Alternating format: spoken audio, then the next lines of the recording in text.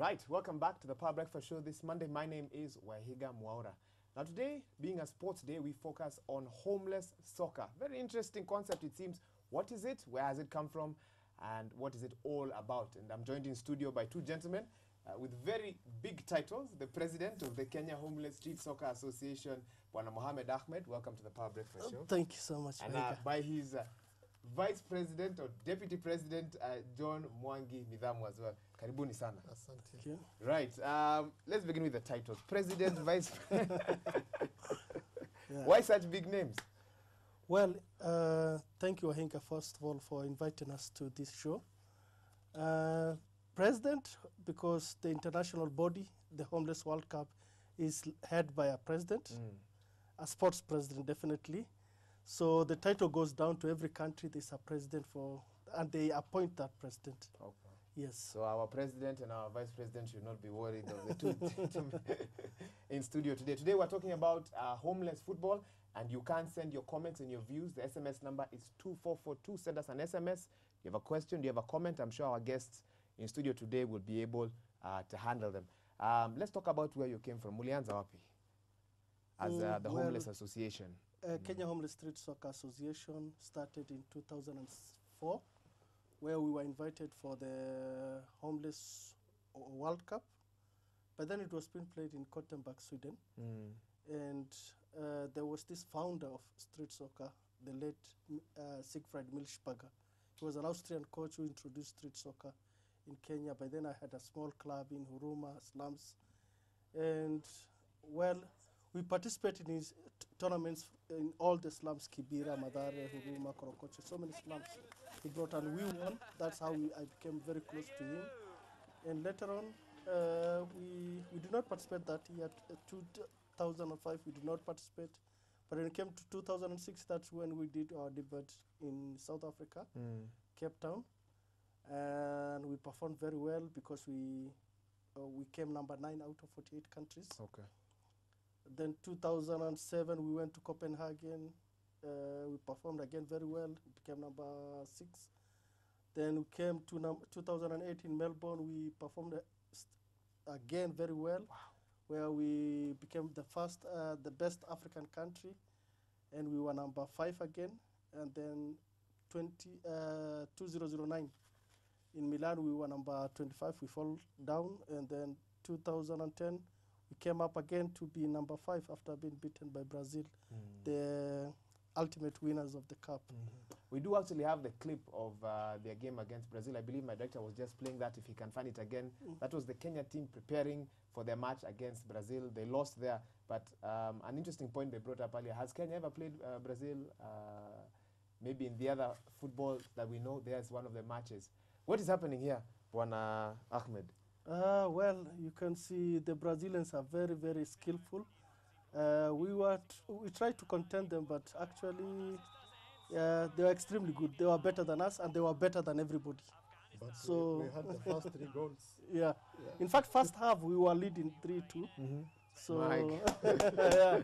But second half they came with a better strategy, and they were better than us, and we were outplayed.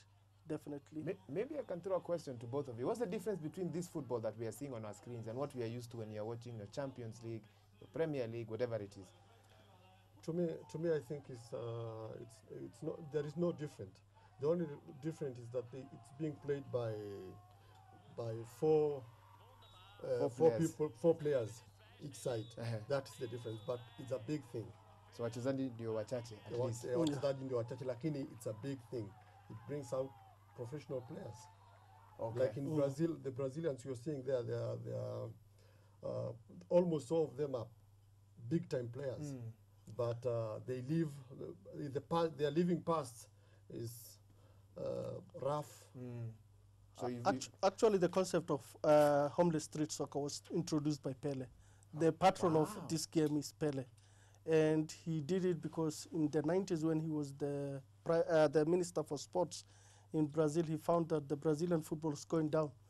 So actually what he did was that he went to the slums, arranged for those small areas, you know, because of lack of space. He organized those small spaces where children play and the youth play, and made us kind of a competition, a tournament. And this tournament produced some of the best players in the world, like Ronaldinho, Denilson, one of the best examples around the world. You see, even in our city, Nairobi, to get a field for these young people to play is a headache. Everybody is building everywhere.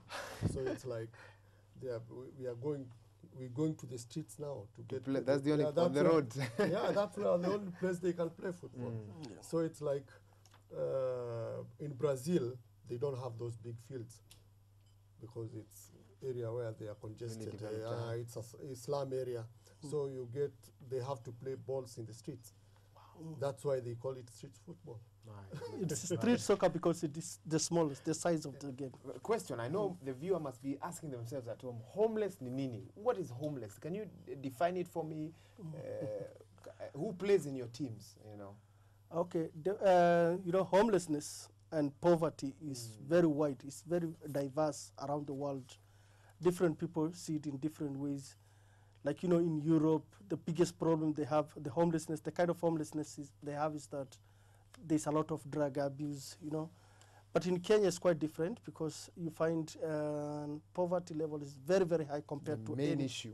Yeah, many issues. The slums are there, Slums is a very big, according to the standards that we play with, slums is a kind of homelessness situation.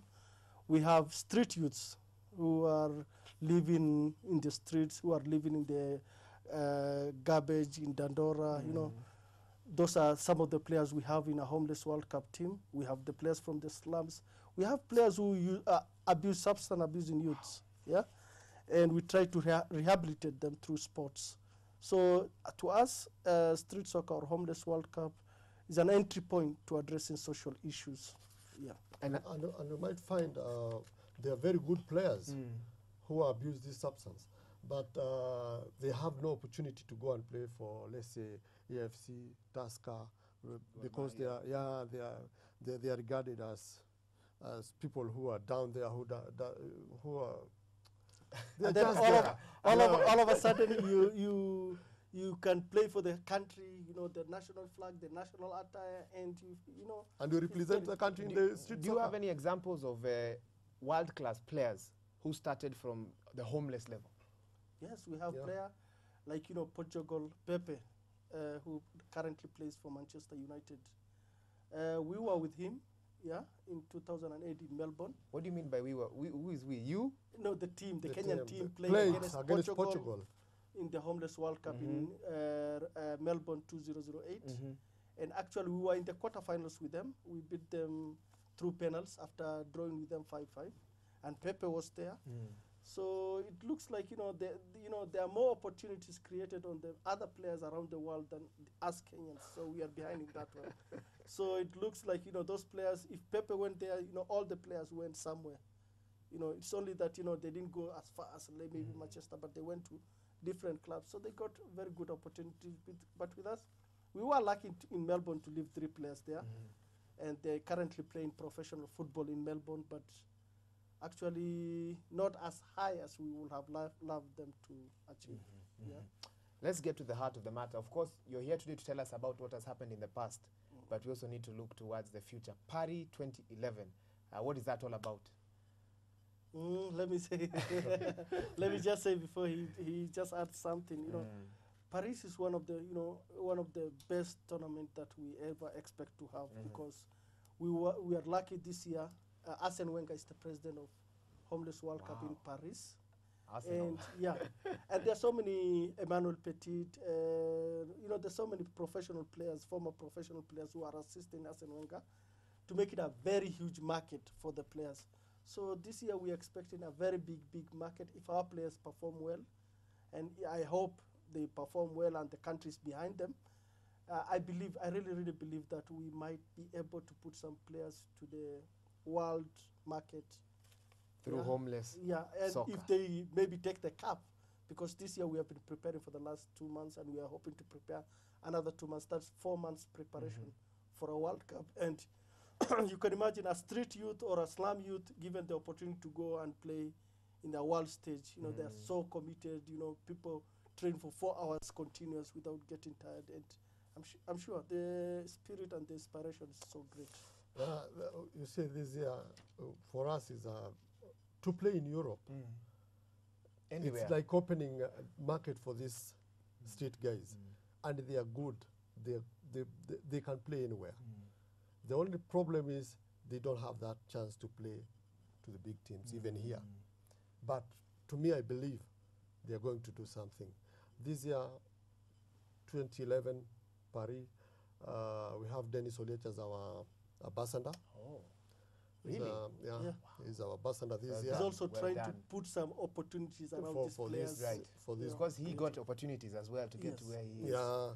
So it's like we are trying to open eyes for these guys, and maybe if we can get corporate companies sponsoring this thing right here, it will be good for us. We can give these guys opportunity, and they can maybe make it big.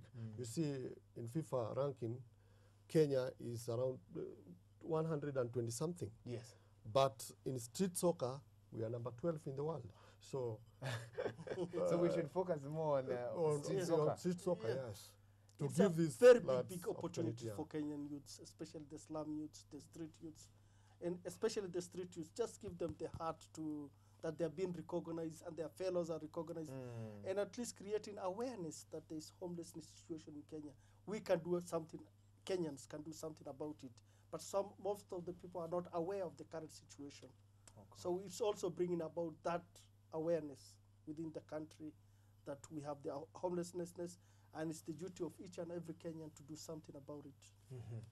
And I'm sure many of you are sending your SMSs. We seem to be having a little bit of a technical problem, but I hope that will be resolved before the end of this interview. Many interesting points coming up. It's amazing. You know, sometimes when you come for an interview, you don't know what to expect, but today my mind has been blown by the kind of work that you are doing. We also had some pictures of some of the youths that take part in these tournaments. I don't know if my director has access to them.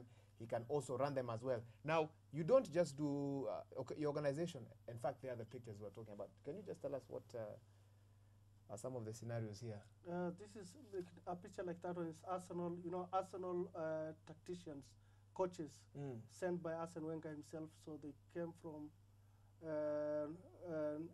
Arsenal team. They came to train the youths there, the homeless youths. So they're trying to give them some insight to the game. So actually they know that Kenyans are very good players, and with some kind of polishing, I think Kenyan players can be extremely good players, I believe. You see, for me, when those tacticians came at Huruma grounds where we usually train, And that's your headquarters as yeah, well. Yes, that's that's our right. headquarters. It was amazing, but it was surprising. No media coverage. It is crazy. I don't know why. I don't know why people are not focusing on that on the street soccer. Surely, media should focus on. As a challenge to thing. me. And Yeah. Okay, Yeah. okay. Your point has been heard. Clearly, you're doing a great thing. As we look towards the future, what do you think you can achieve given everything that you need? What's your dream? What's your vision? Yeah, our biggest dream, first of all, is locally.